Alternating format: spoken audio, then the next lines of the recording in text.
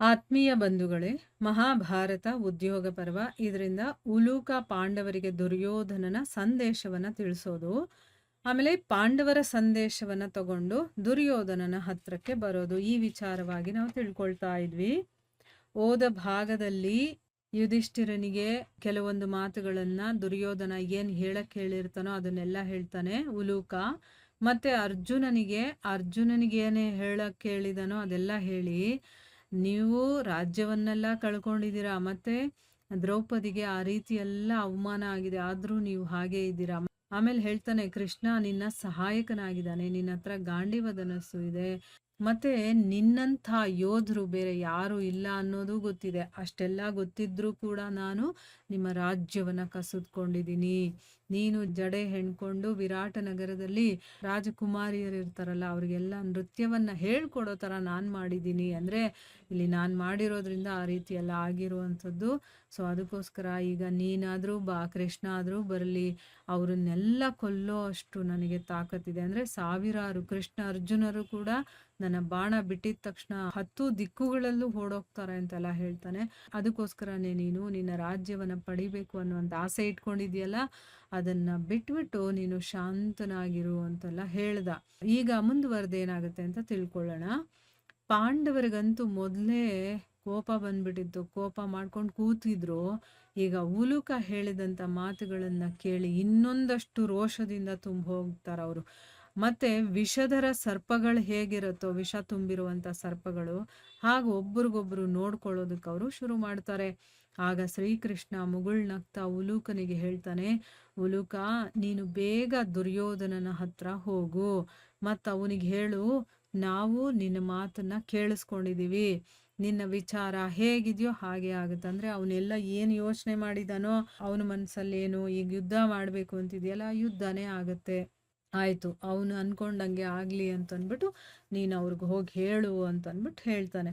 ಭೀಮಸೇನ ಕೌರವರ ಸಂಕೇತ ಮತ್ತು ಭಾವವನ್ನು ತಿಳ್ಕೊಂಡು, ಅಂದರೆ ಈಗ ಅವನು ಹೇಳಿ ಕಳಿಸಿರುವಂಥ ಮಾತುಗಳಿಂದ ಅವನು ಗೊತ್ತಾಗ್ತಾ ಇದೆ ಕೌರವರು ಏನು ಹೇಳಬೇಕು ಅಂತಿದ್ದಾರೆ ಅಂತ, ಮತ್ತು ಅವ್ರ ಭಾವನೆ ಹೇಗಿದೆ ಅನ್ನೋದು ಕೂಡ ತಿಳ್ಕೊಂಡಿದ್ದ ತಕ್ಷಣ ಕೋಪದಿಂದ ಅವನು ಕೆಂಡಾಮಂಡಲವಾಗ್ತಾನೆ.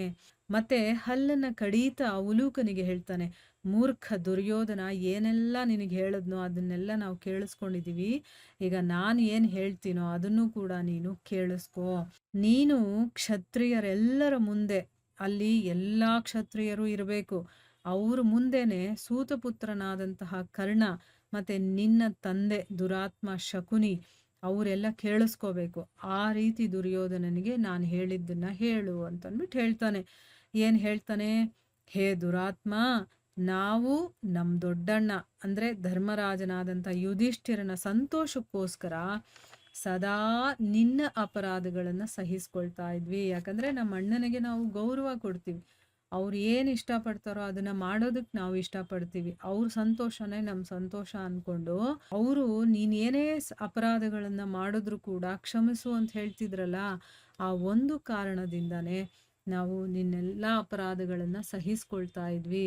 ನನಗನ್ನಿಸ್ತಾ ಇದೆ ನಮ್ಮ ಆ ಉಪಕಾರಗಳಿದೆಯಲ್ಲ, ಅಂದರೆ ನಿನಗೂ ಗೊತ್ತು ನೀನು ತಪ್ಪು ಮಾಡ್ತಾ ಇದೀಯ ಅಂತ, ಮತ್ತು ನಾವು ಕೂಡ ಸಹಿಸ್ಕೊಳ್ತಾ ಇದ್ದೀವಿ ಅಂತ. ಆದರೆ ನಾವು ನಿನಗೆ ಅದು ಮಾಡಿದಂಥ ಉಪಕಾರ ಅದು. ಆದರೆ ಆ ಉಪಕಾರಗಳಿಗೆ ನಿನ್ನ ಹೃದಯದಲ್ಲಿ ಸ್ವಲ್ಪನೂ ಕೂಡ ಗೌರವನೇ ಇಲ್ಲ.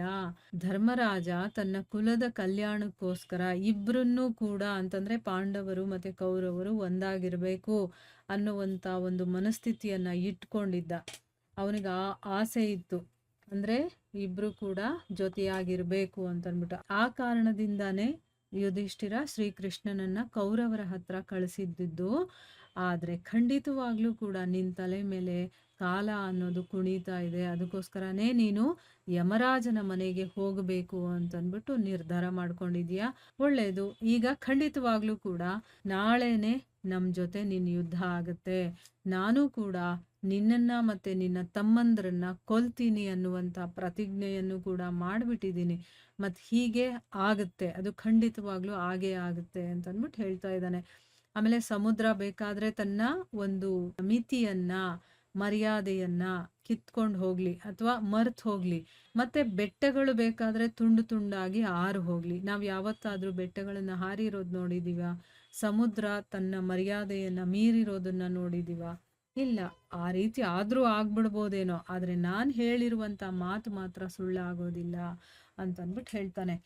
ಆಮೇಲೆ ಹೇಳ್ತಾನೆ, ಎಲ್ಲವೋ ದುರ್ಬುದ್ಧಿಯೇ, ಸಾಕ್ಷಾತ್ ಯಮ, ಕುಬೇರ ಮತ್ತೆ ರುದ್ರನೂ ಕೂಡ ನಿನ್ನ ಸಹಾಯ ಏನಾದ್ರೂ ಮಾಡಿದ್ರೂ ಕೂಡ, ಅಂದ್ರೆ ಅವ್ರು ಸಹಾಯ ಮಾಡಿದ್ರೂ ಕೂಡ ಪಾಂಡವರು ತಾವೇನ್ ಪ್ರತಿಜ್ಞೆಯನ್ನ ಮಾಡಿದಾರೋ ಅದನ್ನ ಪೂರ್ತಿ ಮಾಡ್ತಾರೆ. ನಾನು ಮನಸ್ ತುಂಬಬೇಕು ಅಷ್ಟು ದುಶ್ಯಾಸನನ ರಕ್ತವನ್ನ ಕುಡಿತೀನಿ. ಅಂದ್ರೆ ಅವನು ಪ್ರತಿಜ್ಞೆ ಮಾಡಿರ್ತಾನಲ್ಲ, ನಾನು ದುಶ್ಯಾಸನನ ತೊಡೆಯನ್ನ ಮುರಿದು ಆ ರಕ್ತವನ್ನ ಕುಡಿತೀನಿ ಅಂತನ್ಬಿಟ್ಟು. ಸೊ ನನ್ನ ಮನಸ್ಸಿಗೆ ತೃಪ್ತಿ ಆಗುವಷ್ಟು ನಾನು ಅವನ ರಕ್ತವನ್ನ ಕುಡಿತೀನಿ. ಈ ಯುದ್ಧದಲ್ಲಿ ಸ್ವಯಂ ಭೀಷ್ಮರನ್ನ ಮುಂದಿಟ್ಕೊಂಡು ಕೂಡ ಯಾವುದೇ ಕ್ಷತ್ರಿಯ ನನ್ನ ಮುಂದೆ ಬಂದ್ರೂ ಕೂಡ ಅವನನ್ನ ತಕ್ಷಣ ಯಮರಾಜನ ಮನೆಗೆ ಕಳಿಸ್ತೀನಿ. ಅಂದ್ರೆ ಭೀಷ್ಮರು ಇದ್ದಾರೆ ಅನ್ನುವಂಥ ಧೈರ್ಯ ಅವನಿಗೆ.